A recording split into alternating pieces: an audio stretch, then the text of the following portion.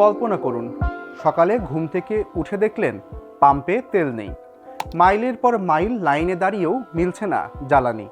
থমকে গেছে চাকা আর জিনিসপত্রের দাম নাগালের বাইরে। না, এটা কোনো সিনেমার দৃশ্য নয়। 1970-এর দশকে বিশ্ব ঠিক এমনই এক ভয়াবহ সংকটের মধ্য দিয়ে গিয়েছিল।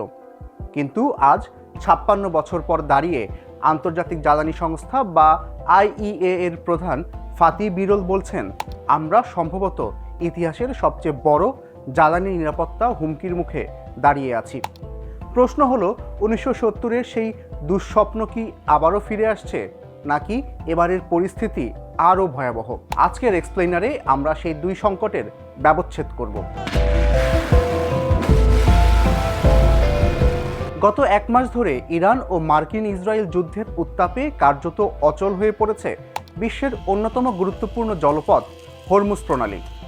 নৌ পরিবহন বিশেষজ্ঞ লার্জ জেনসেনের মতে এই সংকটের প্রভাব 1970-এর দশকের অর্থনৈতিক বিশৃঙ্খলার চেয়েও বেশি হতে পারে। কেন এই হরমুজ প্রণালী এত গুরুত্বপূর্ণ? কারণ বিশ্বের মোট জ্বালানির প্রায় 1/5 বা 20% রপ্তানি হয় এই সরু জলপথ দিয়ে। বর্তমানে এই পথ বন্ধ থাকায় উপসাগরীয় দেশগুলো থেকে তেল ও গ্যাস সরবরাহ ব্যাপকভাবে ব্যাহত হচ্ছে। মার্কিন প্রেসিডেন্ট ডোনাল্ড ট্রাম্প তেল সরবরাহ সচল করতে মিত্র দেশগুলোর যুদ্ধ জাহাজ পাঠানোর আহ্বান জানিয়েছেন এবং ইরানকে কড়া হুঁশিয়ারি দিয়েছেন। তাহলে 1970-এর দশকে ঠিক কী ঘটেছিল? সেই সংকট ছিল মূলত একটি সুপরিকল্পিত রাজনৈতিক সিদ্ধান্ত। 1953 সালে আরব ইসরায়েল যুদ্ধে ইসরায়েলকে সমর্থন করায় আরব তেল উৎপাদনকারীরা যুক্তরাষ্ট্র সহ কয়েকটি দেশের উপর নিষেধাজ্ঞা বা এমবার্গো আরোপ করেছিল। এর ফলাফল ছিল ভয়াবহ।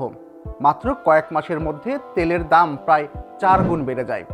উন্নত দেশগুলোতে শুরু হয় জ্বালানি রেশনিং। বিশ্বব্যাপী মুদ্রাস্ফীতি এবং বেকারত্ব চরমে পৌঁছায়, যার ফলে 1973 থেকে 1975 সাল পর্যন্ত যুক্তরাষ্ট্র ও যুক্তরাজ্যে চরম মন্দা দেখা দেয়। এমনকি 1974 সালে যুক্তরাজ্যে কনজারভেটিভ সরকারের পতনও ঘটেছিল এই সংকটের জেরে। এখনকার সংকটের সাথে 70-এর দশকের বড় পার্থক্য কোথায়? অর্থনীতিবিদ আলিসিয়া গার্সিয়া হেরেরো একটি চাঞ্চল্যকর তথ্য দিয়েছেন।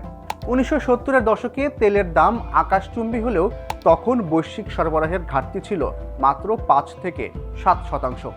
কিন্তু বর্তমান সংকটে বিশ্বের 20% সরবরাহ ঝুঁকির মুখে, যা 70-এর দশকের চেয়ে বহুগুণে বড় ধাক্কা। IEA এর পরিচালক ফাতি বিরল বলছেন, এটি ইউক্রেন যুদ্ধের কারণে প্রাকৃতিক গ্যাসের দাম বাড়ার চেয়েও বড় সংকট। বর্তমান পরিস্থিতি কেবল তেলের নয়, গ্যাস এবং অন্যান্য পরিশোধিত পণ্যের সরবরাহকেও হুমকির মুখে ফেলেছে। যদি এই সংকট দীর্ঘস্থায়ী হয়, তবে এর পরিণাম হবে আরও অস্পষ্ট এবং ভয়াবহ। তবে বিশ্লেষকরা কিছু ইতিবাচক দিকও দেখছেন। জ্বালানি অর্থনীতিবিদ ডক্টর ক্যারল নাকলে মনে করেন, আজকের বিশ্ব 1970-এর তুলনায় অনেক বেশি সহনশীল। কারণ 3টি। প্রথমত, তেলের বাজার এখন আগের চেয়ে অনেক বেশি বৈচিত্র্যময়। দ্বিতীয়ত, আমাদের কাছে এখন তেলের বিশাল রিজার্ভ বা আপৎকালীন মজুত রয়েছে।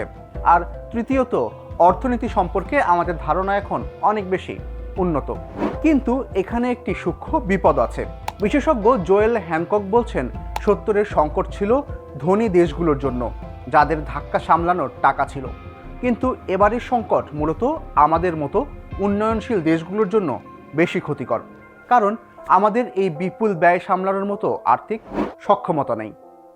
বিশেষজ্ঞদের মতে, পথে থাকা তেলের সরবরাহ শীঘ্রই ফুরিয়ে যাবে, ফলে সংকট আরও তীব্র হওয়ার আশঙ্কা রয়েছে। যদি এই সংঘাত দীর্ঘস্থায়ী হয়, তবে এর পরিণাম হবে ভয়াবহ ও অস্পষ্ট। ইতিহাস আমাদের শিখিয়েছে যে জ্বালানি সংকট শুধু অর্থনীতির নয়, রাজনীতিরও মোড় ঘুরিয়ে দেয়। বর্তমান এই আগ্নেয়গিরির বিস্ফোরণ থামাতে যত দ্রুত সম্ভব যুদ্ধের অবসান হলো একমাত্র সমাধান। তথ্য ও বিশ্লেষণের এমন আরও ভিডিও পেতে ফলো করুন প্রথম আলো.com এবং সাবস্ক্রাইব করুন প্রথম আলোর ইউটিউব চ্যানেল।